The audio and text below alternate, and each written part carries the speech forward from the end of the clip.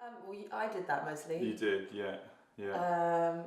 And it was quite straightforward. Yeah, I mean, I think there's a lot more resources now than there used to be. Yeah. Like online, so you got lots of ability to test the different people, so you can go and read Reviews. about different companies and stuff.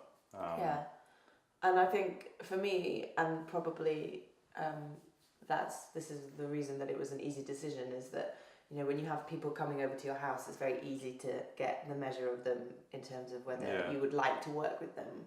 Like, obviously the content of the tender is important, but also the relationship is important. So if it's somebody that you have a natural kind of easy rapport with, definitely. And that was why it was really important to get people over to the house to speak to them in person.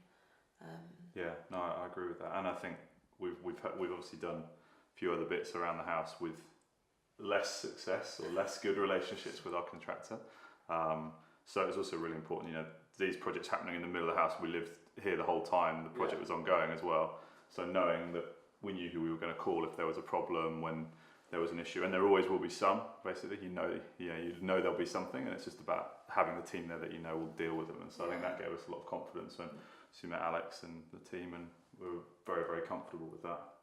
Yeah, and I think also we had a kind of figure in our head for the tender. Like, we had a number in our mind with that, and we think this is, and it's always interesting to see like the range of prices that come through. Yeah.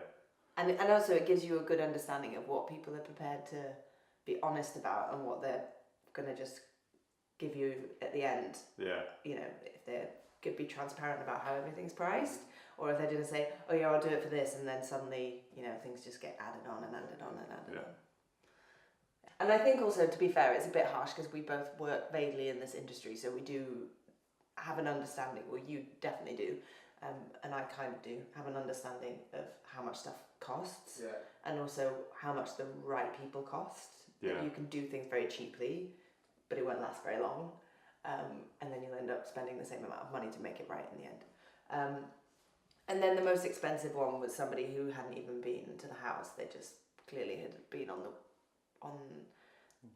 Rightmove and seen how much we paid for the house and thought, oh, they can afford to pay this, and it was completely out of line with what with the job. Because even though obviously it took a while and it was invasive, it's actually only like an extra kind of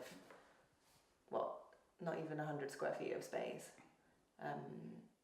So it is 100 square feet. So 100 square feet. More than that.